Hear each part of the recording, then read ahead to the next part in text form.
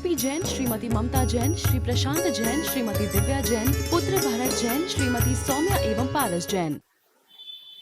दाता की दान गुण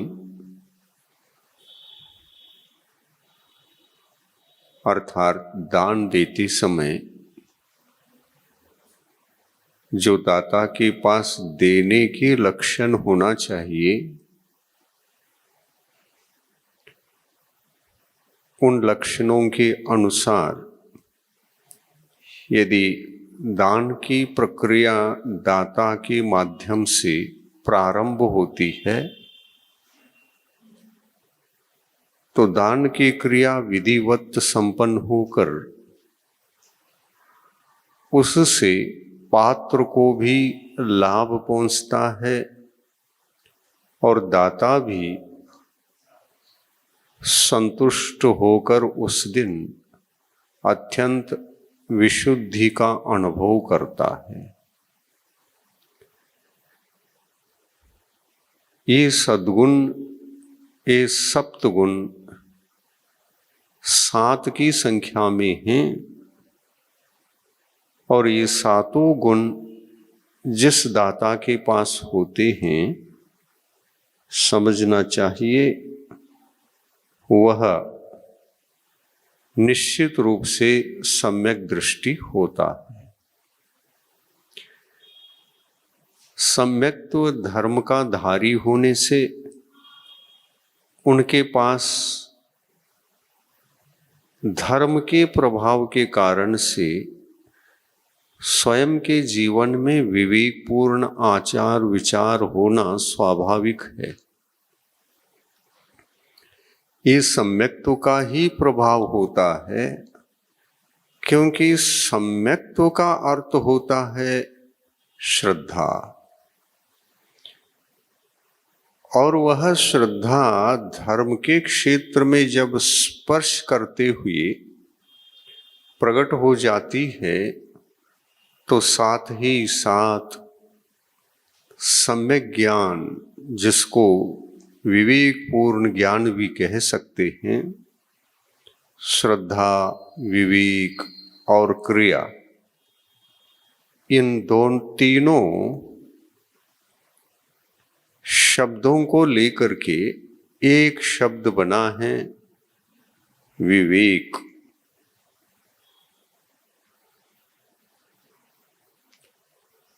विवेक, श्रद्धा जहां है वहां विवेक है, विवेक जहां है वहां क्रिया है। श्रद्धा, विवेक, क्रिया, श्र से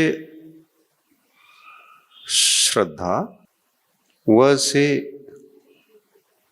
विवेक और क से क्रिया। श्रद्धावान, विवेकवान और क्रियावान जो होता है उनको श्रावक की संज्ञा है। श्रावक, कोई भी व्यक्ति जन्म के साथ श्रावक नहीं होता। जन्म के साथ एक स्थान में, एक घर में जन्म लेता है। आत्मा 4 गति में से किसी भी गति से आ सकती है और वहां से मरण करके जब घर में जन्म होता है तो उस आत्मा को घर का जीवन जीना पड़ता है, तो उसको गृहस्थ कहते हैं।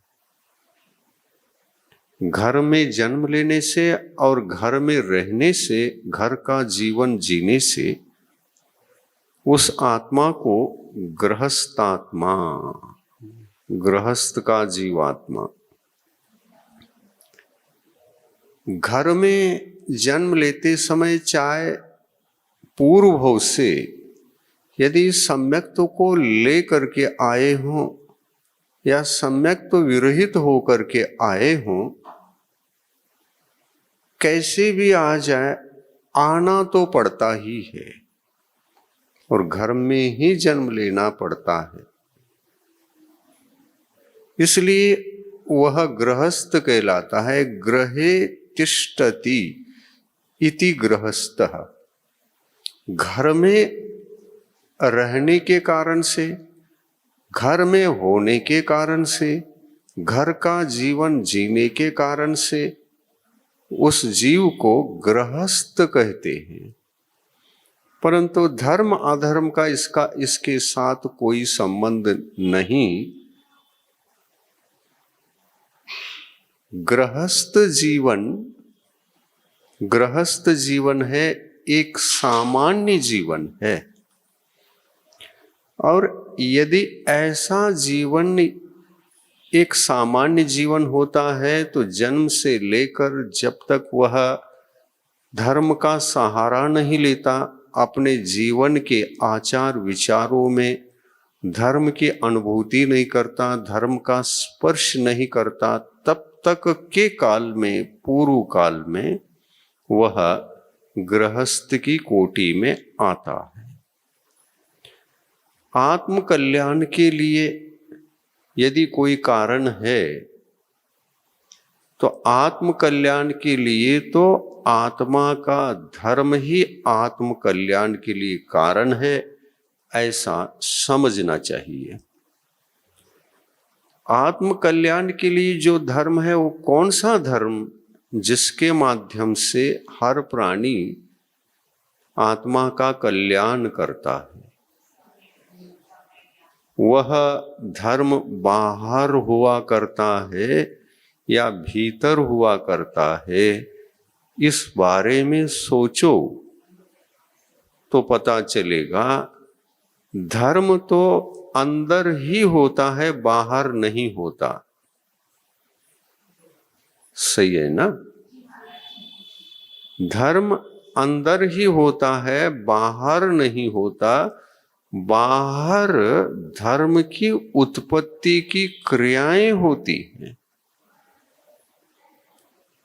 जिनको हम अपना करके अंतरंग आत्मा के धर्म तक पहुंचने का प्रयास करते हैं। क्रियाएं अलग है और धर्म अलग है। बाह्य क्रियाएं या तो धर्म की उत्पत्ति के लिए हुआ करती हैं, या तो यूं कहें वे धर्म को जी रहे हों तो क्रिया भी है। एक धर्मात्मा भी क्रियाओं के साथ होता है और एक अधर्मात्मा है तो वह भी क्रियाओं में दिखाई देता है।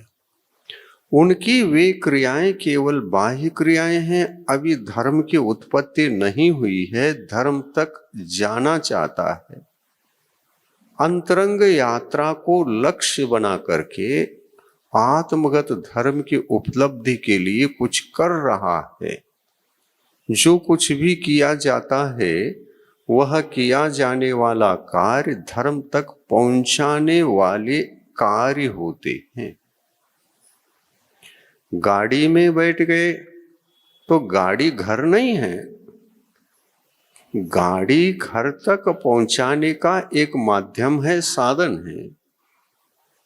ऐसा ही क्रियाएं धर्म नहीं हैं, क्रियाएं छूट जाती हैं जब आत्मा अपने धर्म को उपलब्ध हो जाता है। जैसे सिद्ध भगवान के पास तो धर्म को साधने योग्य एक भी क्रिया नहीं रही, देख भी नहीं सकते। शुद्धालय में जाकर अनंत काल तक हिले डुले बिना आत्मिक अनंत सुख को, अनंत ज्ञान को, अनंत शक्ति को, अनंत गुणों को अनुभव करते हुए दीर्घ काल तक, अक्षय अनंत काल तक जैसे के तैसे रहेंगे। और यह सबसे बड़ा विशुद्ध धर्म है। आत्मा के उस धर्म को स्वाभाविक धर्म कहा है। वत्तु सहावो धम्मो, वस्तु का जो स्वभाव रूप धर्म है वो 5 परमिष्टियों में से किसी भी परमिष्टि के पास हम देख नहीं सकते, शुद्धों को छोड़कर शेष 4 में। देख सकते? नहीं देख सकते हैं ना, क्योंकि आत्मा की परिपूर्ण स्वभाव की उपलब्धि अभी तक नहीं हुई है। ये धर्म के क्रिया अनुष्ठानों के पालन में अभी यात्रा कर रहे हैं। पंच परमिष्टि हैं तो उनमें तो चार परमिष्टि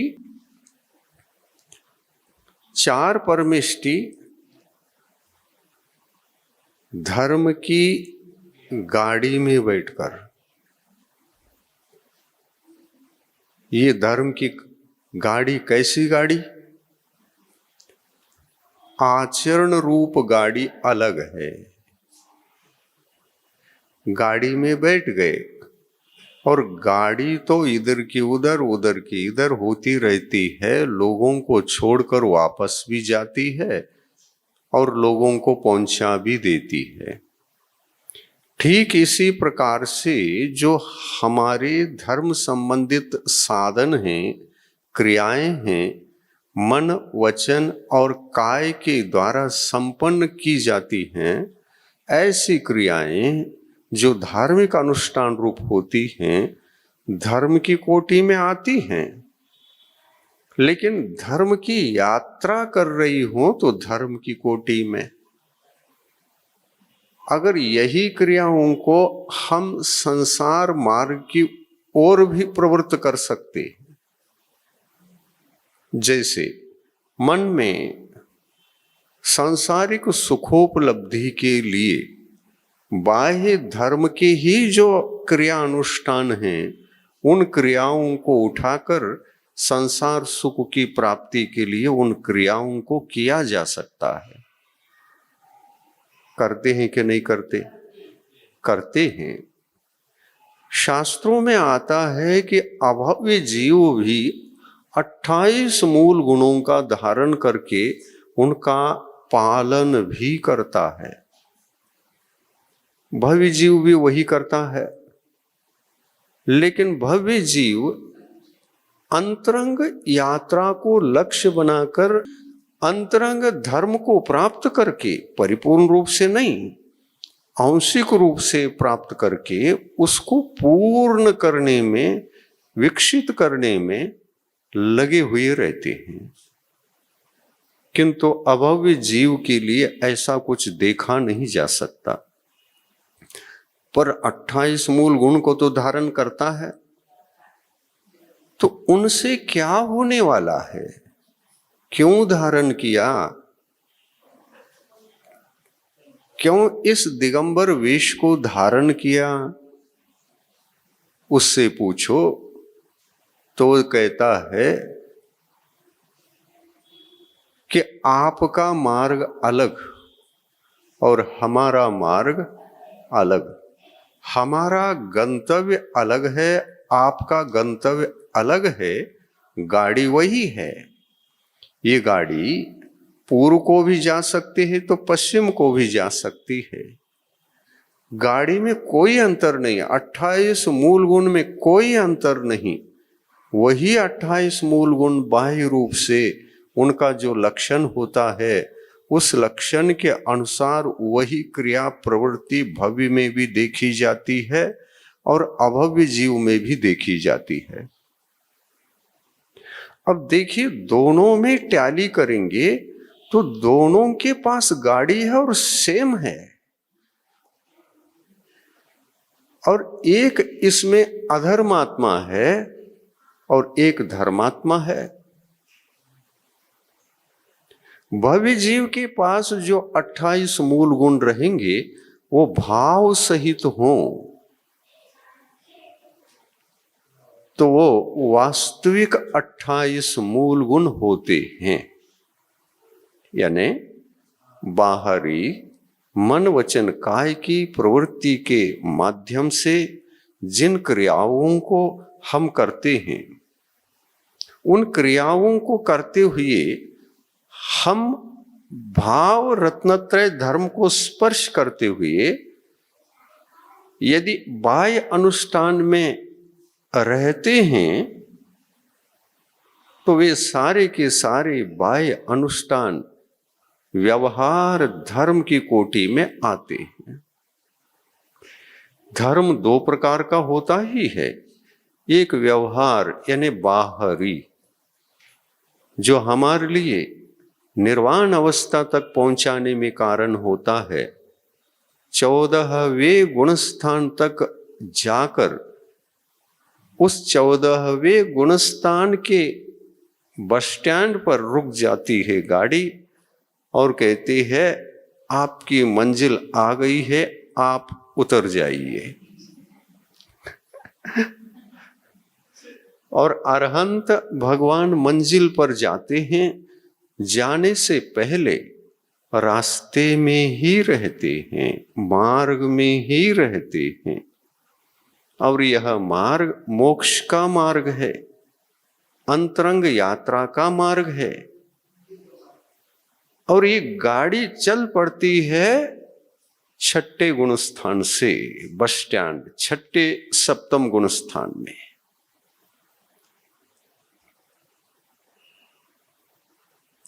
छठे सप्तम गुणस्थान के बस स्टैंड पर जाने पर ही आपको गाड़ी मिलेगी। पंचम गुणस्थान में आप गाड़ी ढूंढो, नहीं मिलेगी। मार्ग की यात्रा वाली नहीं मिलेगी जो आपको 14वें गुणस्थान के मंजिल तक, पड़ाव तक आ सके, नहीं, वो गाड़ी नहीं मिलेगी। आप यदि प्रतिमाधारी हैं, पंचम गुणस्थान में हैं, 12 अनुव्रतों का पालन करते हैं, तो आपके पास वह गाड़ी नहीं। हाँ, कौन सी गाड़ी है फिर, इसको क्या कहें? वहां पर महाव्रत के रूप में अहिंसा महाव्रत, सत्य महाव्रत, अचौर्य महाव्रत, ब्रह्मचर्य महाव्रत, अपरिग्रह महाव्रत, महाव्रत 5 प्रकार के वहां भी हैं। और प्रतिमाधारी के पास भी व्रत हैं, उनका नाम अनुव्रत है। ये अनुव्रत की गाड़ी में बैठे हैं और वे महाव्रत की गाड़ी में बैठे हैं। अब देखिए कितना फर्क है। अनुव्रत की गाड़ी आप जहां है ना, वहीं गोल गोल गोल गोल घूमोगे, और थोड़ा बाहर भी गए तो कोई 6ठे गुणस्थान तक नहीं जाते। आप बाहर भी गए तो 6ठे गुणस्थान में नहीं गए। तो आपकी अनुव्रतों की जो गाड़ी है वह बस स्टैंड तक छोड़कर वापस होने वाली गाड़ी है। बस स्टैंड 6ठे सप्तम गुणस्थान में है और बस स्टैंड पर ठहरी महाव्रत की गाड़ी वह मुनियों को बिठाती है, गृहस्थों को नहीं। वो पूछती है क्या टिकट चेंज करोगे, क्या गाड़ी चेंज करोगे, तुम्हारे गाड़ी से उतरोगे क्या? हम उतरना चाहते हैं। तो अनुव्रतों को छोड़े बिना महाव्रत जीवन में नहीं आते। पूर्व के व्रतों का अभाव होता है उत्तर व्रतों को ग्रहण करने पर।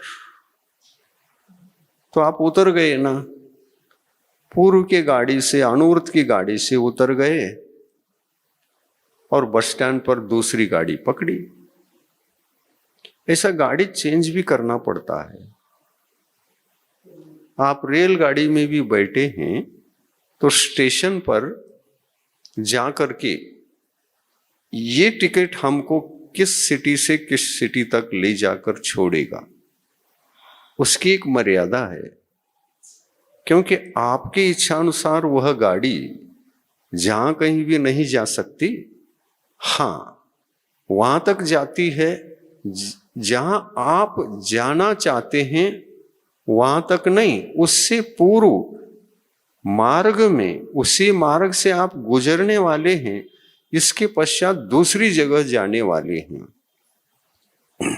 और दूसरी जगह जाने वाले हैं तो वो दूसरी जगह जाने के लिए वो गाड़ी काम में नहीं आएगी, क्योंकि ये दिल्ली जा रही है और वहां से आपको कलकत्ता जाना है,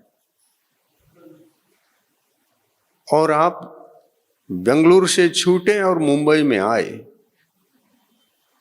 तो मुंबई में गाड़ी बदलना पड़ेगा, वहां से चेंज होती है तो चेंज करना ही पड़ेगा।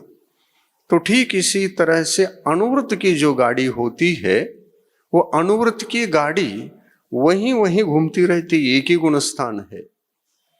और मुनियों की गाड़ी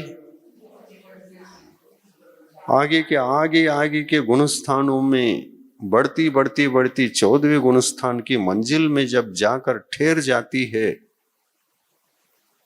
तो अंतर मुहूर्त काल में आप अपने आत्म स्वभाव में प्रवेश करके अब यात्रा बंद कर देते हैं। अब कहीं नहीं जाना है, मंजिल आ गई। गाड़ी छूट जाती है, गाड़ी से उतर जाते हैं, तभी आप अपने सिटी में पहुंचकर अपने घर पहुंच जाते हैं। इसी तरह से मार्गगत जो व्रत होते हैं, वे मार्गगत व्रत गाड़ी की तरह होते हैं।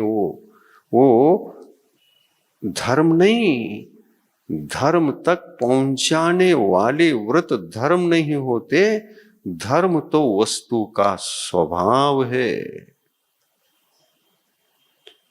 वहां तक पहुंचाने के लिए माध्यम रूप ये होने के कारण इनको भी उपचार से यानी व्यवहार से धर्म की कोटि में रखा है। और इसीलिए ये व्यवहार व्रत कहलाते हैं। व्यवहार भी इनका नाम है। और व्यवहार व्रत, यदि बाह्य व्रत सभी के सभी व्यवहार व्रत हैं, तो महाराज निश्चय व्रत भी तो होता है। वो क्या है? ये व्यवहार, ये निश्चय, ये दोनों प्रकार के जो व्रत हैं, ये भी गाड़ी ही हैं। सिद्ध भगवान के पास कोई व्रत नहीं, न निश्चय का है और न व्यवहार का है।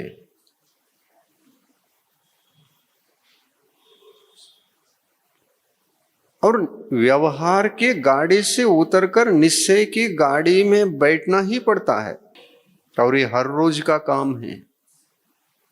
आप करते हैं जो प्रतिमाधारी हैं, आप हर समय क्रियाएं करते हैं। मान के चले स्वाध्याय कर रहे हैं, मान के लिए जीवों को बचा रहे हैं, मान के चले आहार कर रहे हैं, मान के चले बोलने की प्रवृत्ति में सत्यानुवृत्ति की रक्षा करते हुए सत्य बोल रहे हैं। ये व्यवहार है, प्रवृत्ति मात्र व्यवहार है। बोलो चलो, बोलो चलो, ये भी प्रवृत्ति है।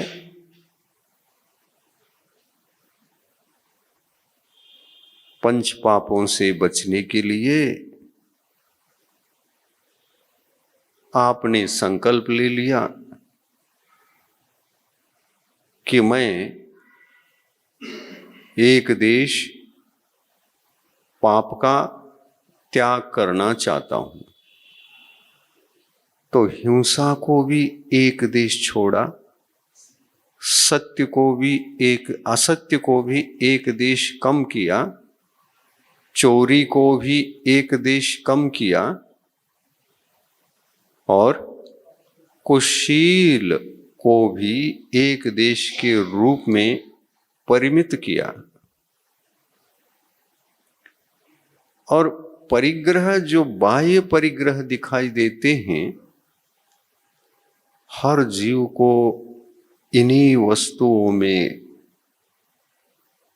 राग द्वेषादि भाव होते रहते हैं। ये बाह्य परिग्रह यद्यपि संसार का जीवन जीने के काम में आते हैं,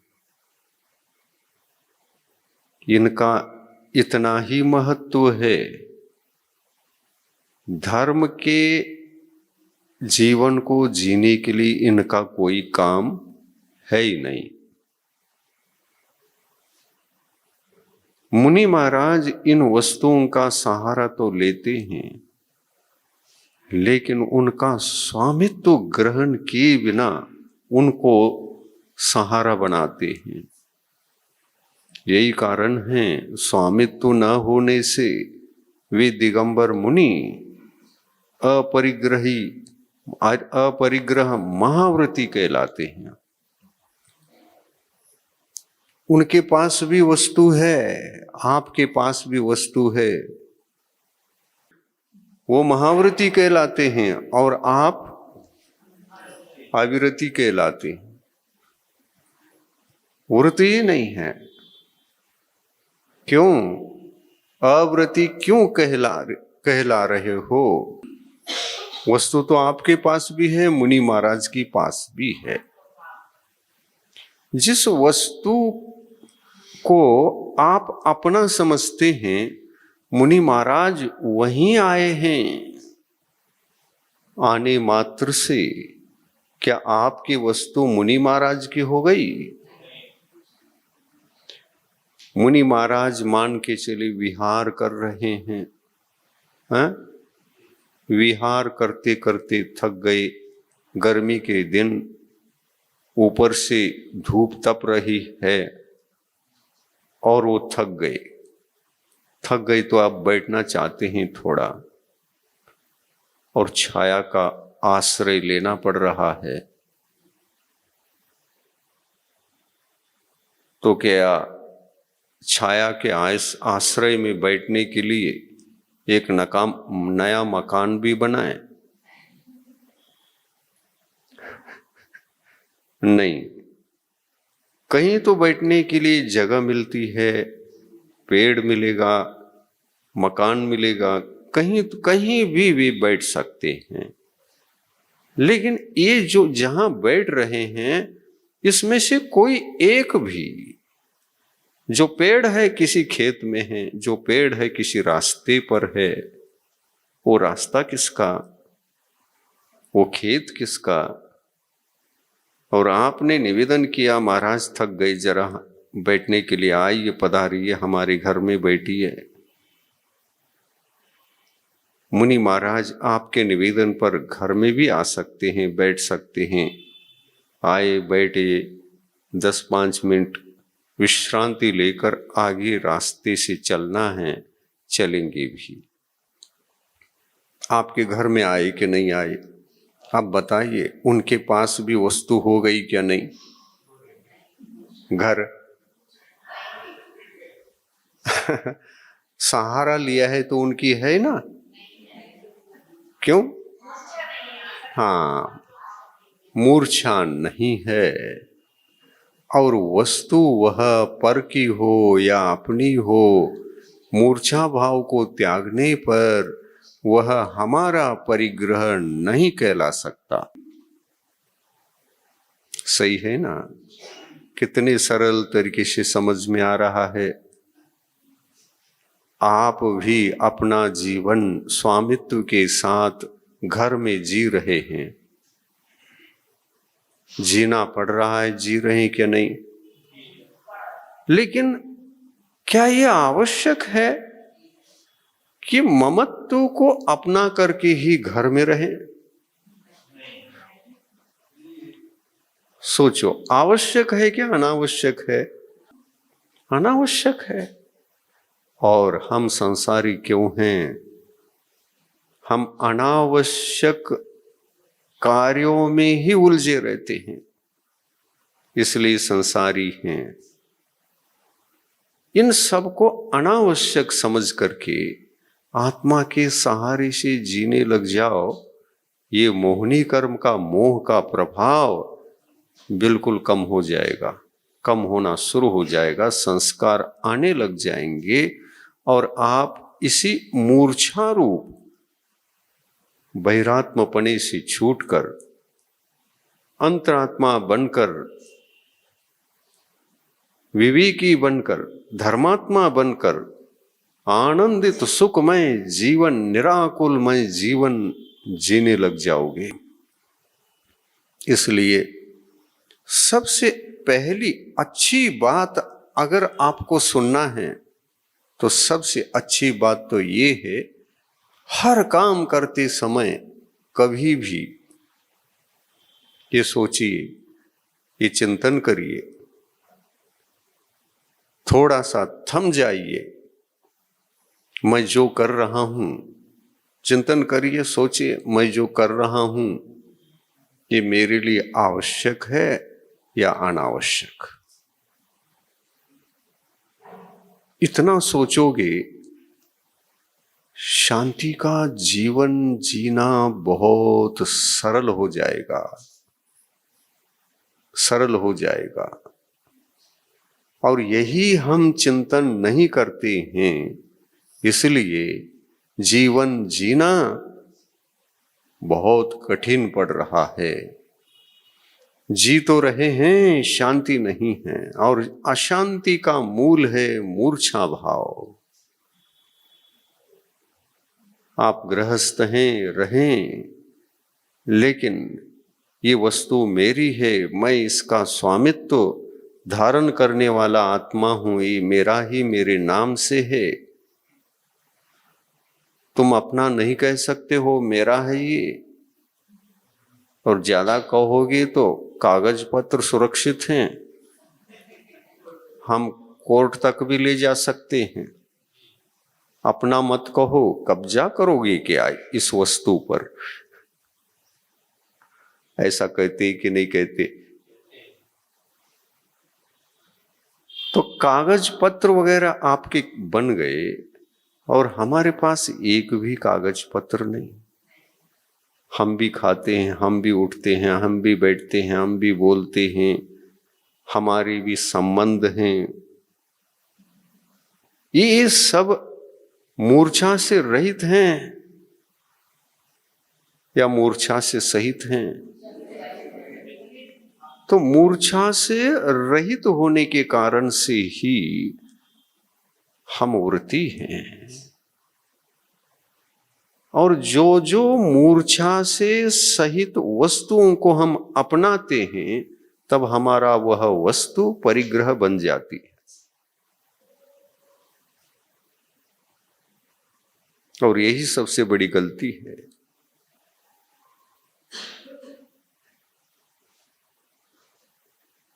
ग्रहण करने योग्य वस्तु तो दो ही है। वैसे तो 6 वस्तु रहते हैं पूरे 3 लोक में, ऐसा भगवान ने बताया है। धर्म द्रव्य, जीव द्रव्य, पुद्गल द्रव्य, धर्म द्रव्य, अधर्म द्रव्य, आकाश द्रव्य, काल द्रव्य। ये पदार्थ हैं, वस्तु हैं, 6 ही प्रकार के हैं, इससे ज्यादा है ही नहीं। कभी आपने धर्म द्रव्य पर अपना अधिकार कब्जा जमा कर उसको अपना बनाकर कब्जा किया है? क्या उसके साथ मूर्छा भाव को जगाकर मेरा है ये, दूसरे का नहीं है, ऐसा कहकर क्या कागज पत्र बनवाया है?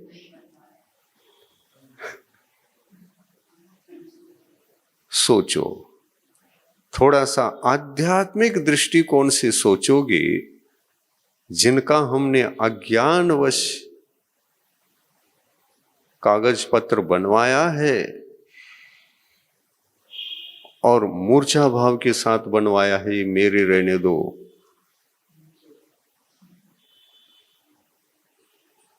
तो 3 लोक के सारे वस्तुओं को अपना बनाया है क्या कुछ वस्तुओं को? कितनी वस्तुओं को अपना बना लिया आपने? थोड़े बहुत या 3 लोग के सभी नहीं, पुद्गल वस्तुओं को भी आपने अपने मूर्छा भाव के साथ स्वीकार किया है और इकट्ठा करके उनको रखा है, तो कुछ ही वस्तुओं पर आपका स्वामित्व है। बाकी को आप क्या समझते हैं, ये दूसरे का है। ये समझना भी गलत है।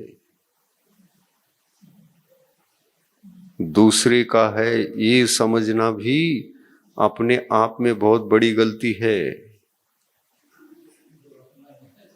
और इसी कारण से बाहुबली को 1 साल तक उपवास रहने पर भी, खड़े रहने पर भी, ध्यान में तटस्थ होने पर भी केवल ज्ञान की उत्पत्ति नहीं हुई।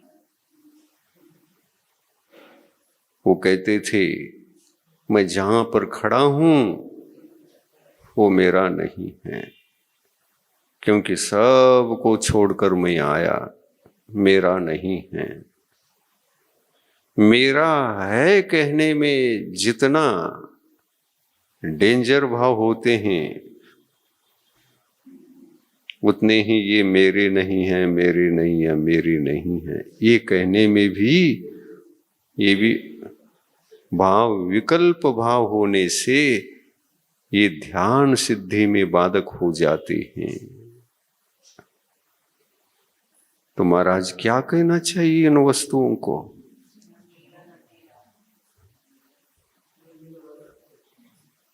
ये वस्तुएं मेरी भी नहीं और किसी की भी नहीं। वस्तु वस्तु की होती है। वस्तु अपने स्वामित्व से, अपनी स्वामित्व से अपनी होती है। हम चेतनात्मा अपने स्वामित्व से अपने द्रव्य गुण पर्यायों के मालिक होते कि नहीं होते? आत्मा के गुण को अपना समझते हैं। ये तो क्यों? क्योंकि जो अपना होता है उसको ढकेल कर अलग नहीं कर सकते, बाहर नहीं निकाल सकते। आप कहो सिद्ध परमिष्टियों से आपके पास जो केवल ज्ञान है वो आपका नहीं है, ढकेल के अलग कर दो, वो मेरा है। उनका केवल ज्ञान उनके आत्म का स्वभाव है। वत्तु सहावो धम्मो, आत्मा के भीतर वस्तु का जो स्वभाव होता है, और वह स्वभाव किस रूप होता है देखिए, उस स्वभाव के अंतर्गत ज्ञान भी है, सम्यक्त्व भी है, चारित्र भी है।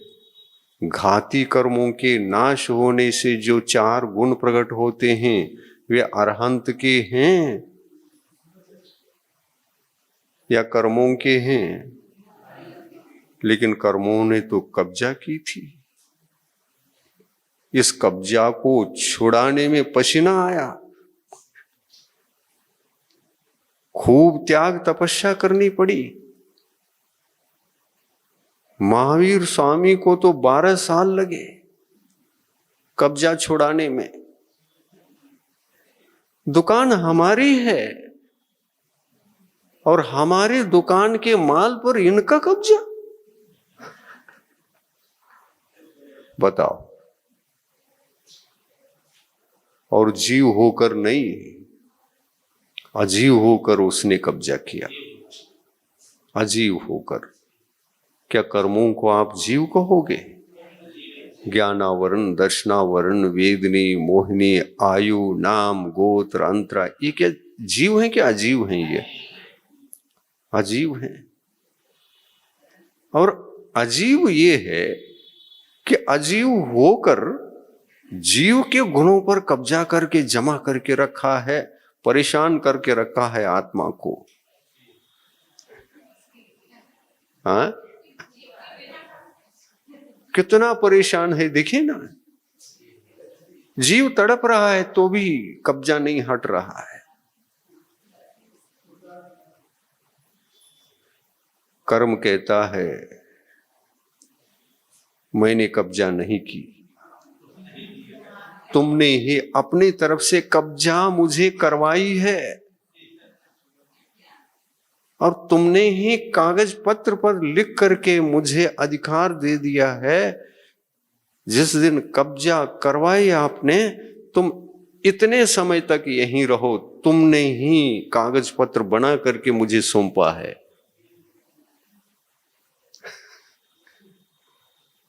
ये किसने किया? जीव ने ही किया है। उन कर्मों में 70 कोटा कोटि सागरोपम तक तुम मेरे साथ रहो और मेरा जो सम्यक तो गुण है तुम्हारे कब्जे में रहे। ये किसने कहा? ये कब्जा किसने करने दिया? ये 70 कोटा कोटि का बंध आत्मा ने किया है क्या कर्मों ने किया है हमारे ऊपर जबरदस्ती आकर के? वो तो अचेतन है, वो कुछ नहीं करता। ये आत्मा का अपराध है। अपने गुणों को तो कब्जे में दे दिया, अनावश्यक कार्य किया था क्या आवश्यक कार्य किया था? अपने गुणों को कब्जे में देकर क्या करना चाहते थे, क्यों दिया? यह अनावश्यक कार्य था। ऐसा यह आत्मा अज्ञानी बनकर अनावश्यक कार्य ही सदा ज्यादा किया करता है। जब देखो तब अनावश्यक, जब देखो तब अनावश्यक, आवश्यक कार्य करता ही नहीं।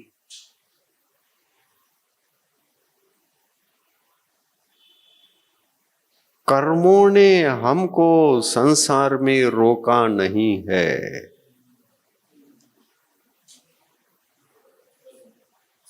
लोग कहते हैं ना, आप अपना क्यों नहीं बन पा रहे हैं, दीक्षा क्यों नहीं ले पा रहे हैं, आप अपने आत्म गुणों की उपासना क्यों नहीं कर पा रहे हैं? ये पूछने पर वो कहते हैं, चारित्र मोहनी कर्म से पीड़ित हूं, कर्म परेशान कर रहे हैं। ये कर्म जब मुझे छुट्टी देंगे तब कुछ कर पाऊंगा। वो क्यों छुट्टी देंगे? तुम दोगे कि वही देंगे? वो क्या समझते हैं कि उनको छुट्टी मांग रहा है तो आज दे दें? कर्म और कर्म का उदय ये जीवात्मा को कुछ नहीं करता। जीव ही उसके उदय के फल को भोगने की इच्छा से भोग लेता है। या इच्छा, यहां भी इच्छा काम कर रही है।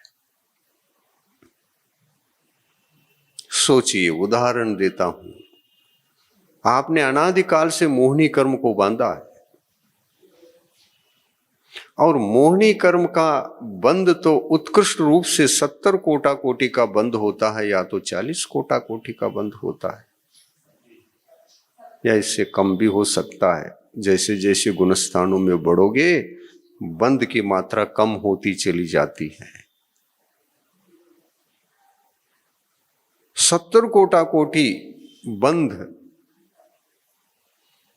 कर्मों ने किया है या हमने किया है?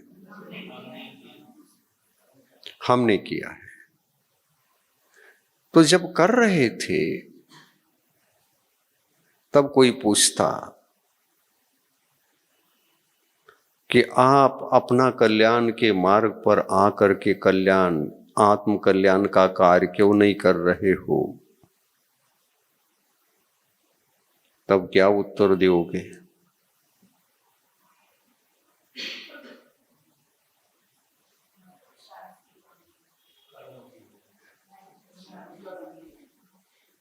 मेरे पुरुषार्थ की कमी है।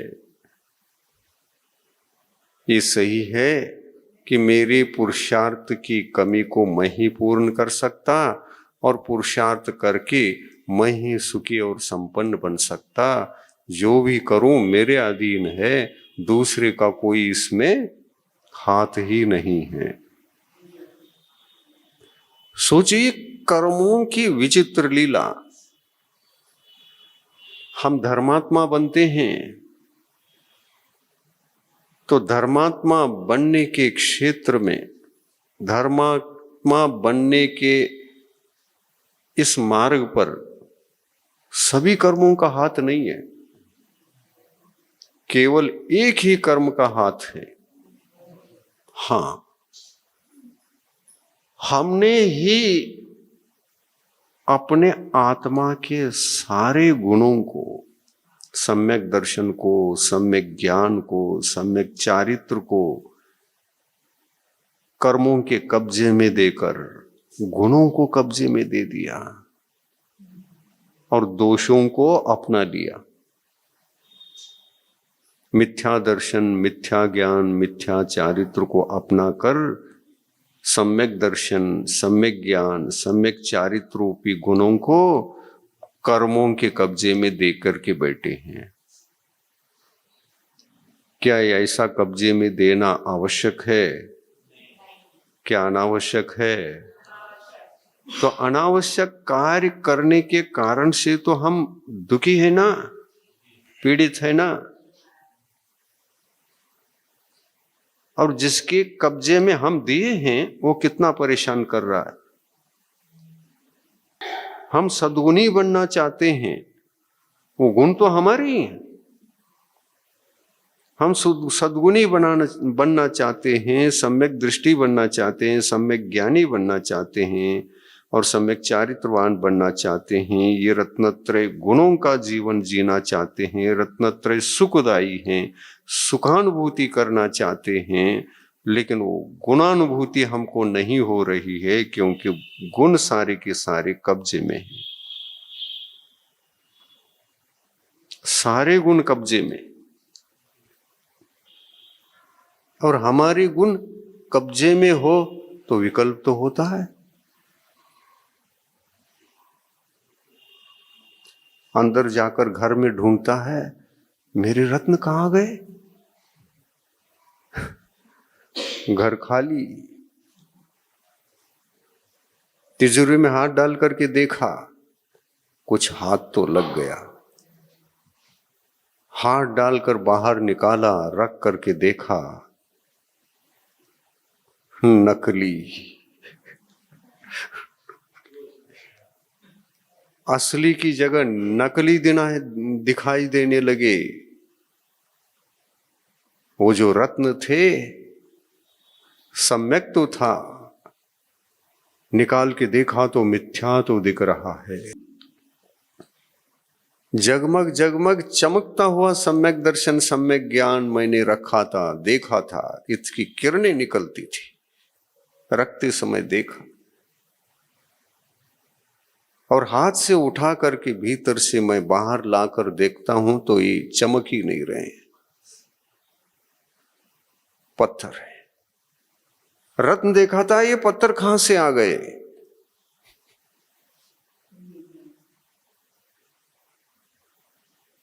तो किसने पत्थर बनाया? स्वयं ने ही पत्थर बनाया। मतलब जीवात्मा के पास दोनों शक्ति हैं।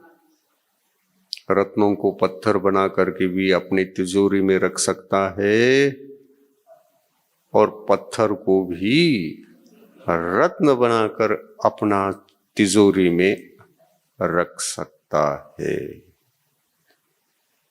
दोनों शक्ति जीव के पास है। अगर कब्जे में दे दिया, पत्थर बन जाएंगे वो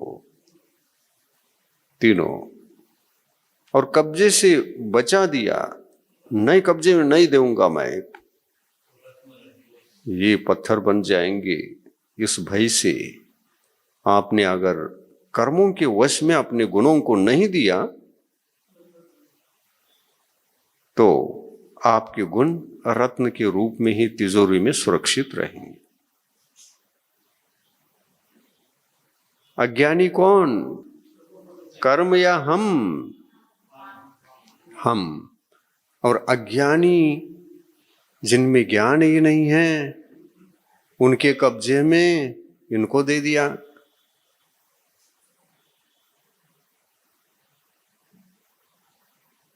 भारतीय लोग बहुत अच्छे थे, जितने अच्छे थे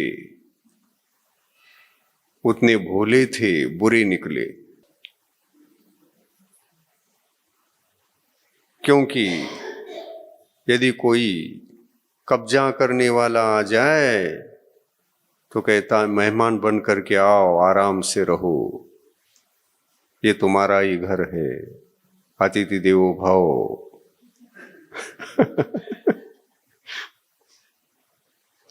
अतिथि देवो भव ये कह करके आए हुए अतिथि को, अपने देश को, सारी संपत्ति को उनके कब्जे में दे देता है।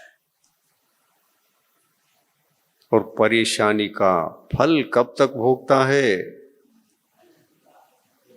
कालांतर में, जब तक वो कब्जा किया हुआ जाता नहीं, तब तक परेशानी को भोगता है।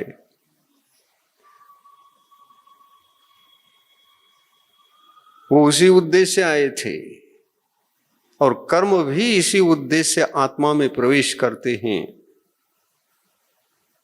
आत्मा की स्वभाव रूप परिणति के उन स्वाभाविक गुणों को विभाव करके रखेंगे, और गुणों पर यदि आकर के आच्छादित हो गए तो धूल चढ़ गई। जैसे ही धूल चढ़ी पत्थर बन गए, रत्न पत्थर जैसे लगने लगे। किसकी भूल? जीवात्मा की भूल। जीवो जीने के लिए जीवन मिला है, मनुष्य पर्याय मिली है, लेकिन स्वयं आत्मा को समझो और एक पुद्गल जगत को भी समझो। क्या है ये पुद्गल जगत? पुद्गल जगत बाह्य जगत, बाहर का है, वो उसका है, वो किसी का भी नहीं होता, नहीं हमारा होता है। लेकिन उस पुद्गल द्रव्य को लेकर के हम कितने लड़ते हैं, कितनी कषाय करते हैं। समय सार को पढ़ करके भी आयतनों पर भी कब्जा करते हैं, और फिर भी मुमुक्षु। ओहो हो, महिमा अचिंत्य है। आयतनों पर कब्जा। मंदिर चेतन है क्या अचेतन? अचेतन। तो हम बुभुक्षु हैं कि मुमुक्षु हैं? जो मंदिर तो केवल एक स्टेशन था, जिस पड़ाव पर जाकर के हम गाड़ी पकड़कर वहां से निकलना था, वो स्थान मंदिर है, स्टेशन है, अचेतन है। भगवान का रूप, भगवान की प्रतिमा को प्रतिष्ठित करने के कारण से ये हमारी मनोभावना है कि विद्यमान पाषाण की मूर्ति साक्षात भगवान है, प्रतिष्ठित हैं तो भगवान हैं। मैं उस प्रभु का दर्शन करने के लिए ये मंदिर बना रहा हूं, और मंदिर बनाने वाले तो बना के चले गए, वो धर्मात्मा थे, वे संसार से मुक्त होना चाहते थे। उन्होंने माया को, माया पर रहने वाली इच्छा को, मूर्छा भाव को त्याग कर धर्म का दान करते हुए द्रव्य का सदुपयोग किया था। उन्होंने जो किया था वो बहुत अच्छा कार्य किया था, उपकार का कार्य किया था, उससे तो वो स्वर्ग चले गए। लेकिन हम मोही बनकर, मूर्छित बनकर उस वस्तु पर भी अस्तित्व जमाने लगे। जो मंदिर, मूर्ति, गुरु, देव शास्त्र, गुरु आदि पर कब्जा का भाव करता है, अत्यंत नीच है। जो धर्म का स्थान था, जहां से हमारी आत्मा मंगल अवस्था को प्राप्त करके परमात्मा बन सकता था, उस परमात्मा के सामने हमने ये बड़ा पाप किया, ये महान पाप किया।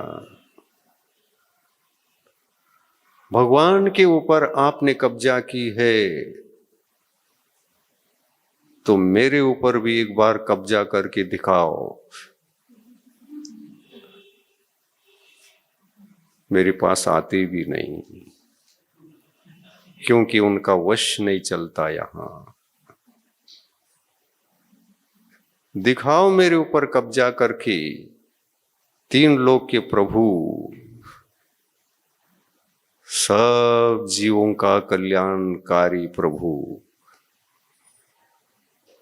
उस प्रभु का उपकार तो मणियों पर भी होता है। उस प्रभु का उपकार पर तो आपके ऊपर, श्रावक गृहस्थों पर से लेकर के चतुर्गति के जितने एक इंद्रिय से लेकर संगी पंचेंद्रिय तक के जीव थे, जीव हैं, जीव रहेंगे, उन सब पर उपकार केवल ज्ञानी प्रभु करते हैं। और उनके समोध शरण पर कब्जा, कितनी मूर्खावस्था है ये। मूर्खावस्था की चरम सीमा हो गई।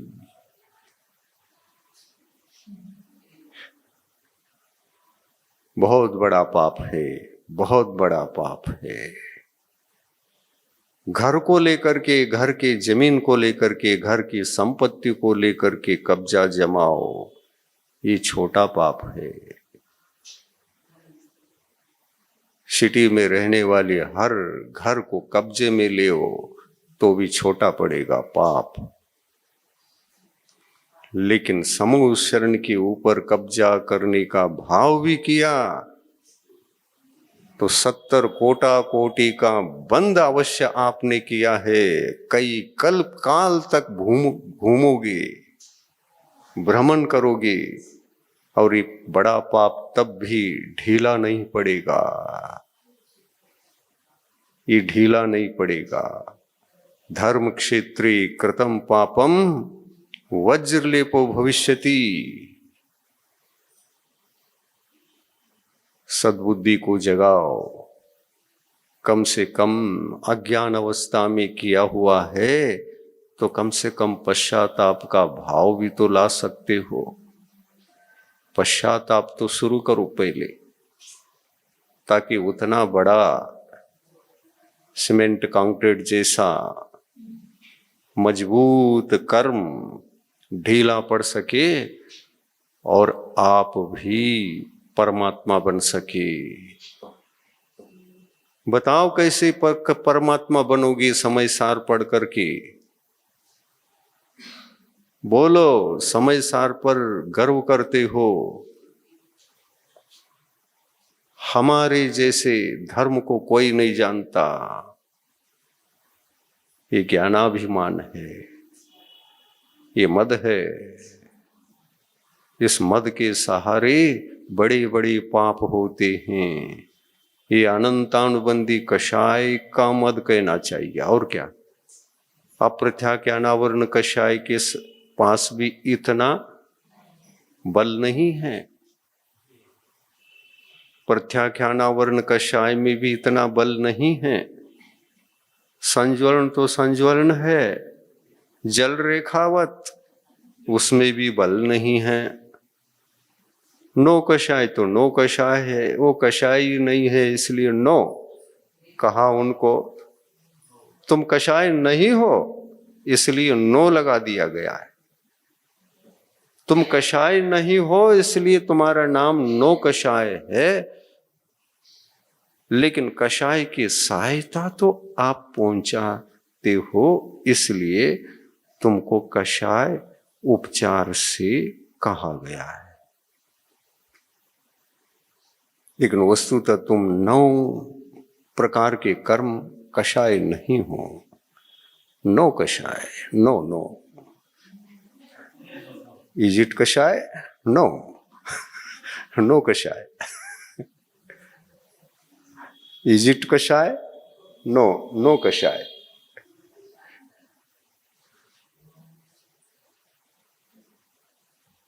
ये कर्म मोहनी कर्म, देखिए संसार में दीर्घ काल तक, अनंत काल तक हमको दुखी करता हुआ संसारी जीव को किसको दुखी कर रहा है? देखिए, जिनके गुणों पर स्वयं ने कब्जा किया है, उसी मालिक को दुख दे रहा है। मालिक कौन है यहां? आत्मा। उसी को दुख दे रहा है कि नहीं? और वो भी निर्जीव होकर, न जानता है न पहचानता है हमको, कुछ नहीं, लेकिन आकर के हमारे आत्म गुणों पर कब्जा करके रखा है।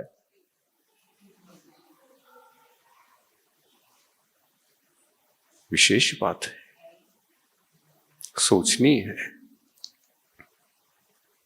जड़ पुद्गल द्रव्य ने अमूर्त चेतन द्रव्यों के अमूर्त गुणों पर कब्जा कैसे किया?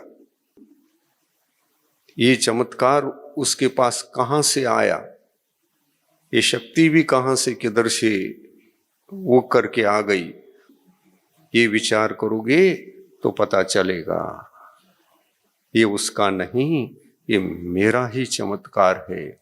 मैं पुद्गल को भी अपना मानकर अपने ऊपर ऐसा ओढ़ सकता हूं, ऐसा ओढ़ करके रख सकता हूं, 70 कोटि सागरोपम तक उसके दुख को भोग सकता हूं।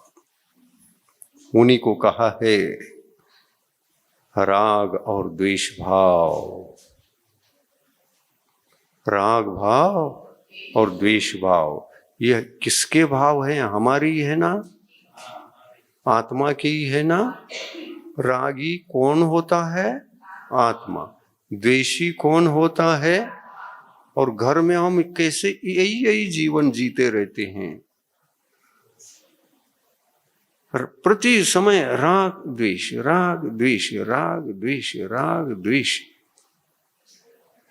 भगवान के पास जाकर के भी राग द्वेष, राग द्वेष। किसके साथ? सधर्मी के साथ। हे, ज्यादा मत बोलना, ये मंदिर मेरा है, कब्जा हो चुका है।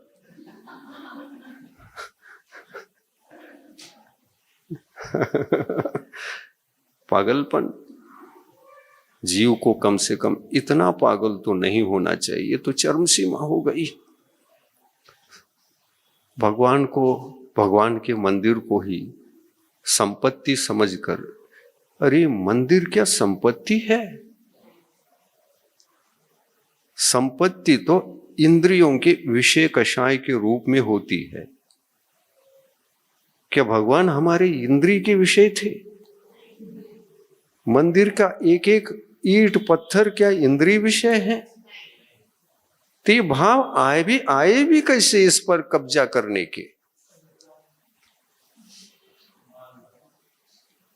पूर्वजों ने त्याग धर्म अपना कर दान दिया था। उन्होंने हम लोगों के कल्याण के लिए मंदिर बना के रखा।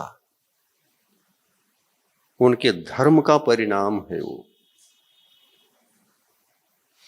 उन्होंने अपने मोहनी कर्म के कब्जे को जितने प्रमाण में छुड़ाया, उतने प्रमाण में दान देने की बुद्धि जगी, और उतने द्रव्य को इकट्ठा करके दान के रूप में दिया, तब मंदिर बना था। और हमने क्या किया? इससे क्या शिक्षा ली मंदिर से? कब्जा। बड़ा पाप है, भोगोगे एक अनेक कल्प काल तक ये छूटेगा नहीं। कैसे धर्मात्मा, पूर्वजों में और आप में कितना अंतर है, सोचो। पूर्वज असली धर्मात्मा थे, उन्होंने अपने द्रव्य का सदुपयोग किया, पर तुमने अपने द्रव्य का सदुपयोग करने के बजाय दुरुपयोग तो किया ही किया। एक नया मंदिर बना सकते थे, नहीं बनाएंगे, इसी पर कब्जा करेंगे, हमारा पैसा हमारे पास रहने दो। लेकिन जिन्होंने इस मंदिर को बनाया है, इस पर भी कब्जा चलेगा हमारा। धर्म क्षेत्रे कृतं पापम वज्रलेपो भविष्यति। निदत्ति और निकाचित कर्म जो कठोर होते हैं वो किस समय बंधते हैं? इसी काल में बंधते हैं। इसी काल में बंधकर वे अनेकों कल्प काल व्यतीत होने पर भी नहीं छूटते, वज्र लेप बनकर बन बैठते हैं। और यही कब्जा है। जो दूसरे के संपत्ति पर कब्जा करता है, वे कल्प काल तक कर्म भी कहते हैं हम कब्जा करेंगे तुम्हारे सम्यक तो गुण पर, इतने समय तक धर्मात्मा नहीं होने देंगे, सम्यक्तों का उदय होने नहीं देंगे। कर्म भी उतने ही कठोर बनकर, निर्दयी बनकर जीवात्मा के किए हुए अपराधों का फल देने के लिए बंध जाते हैं। धर्म क्षेत्रे कृतं पापम वज्रलेपो भविष्यति।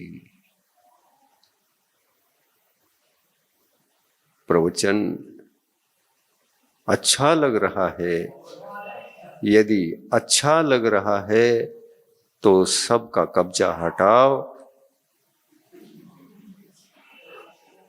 और छुट्टी ले लो।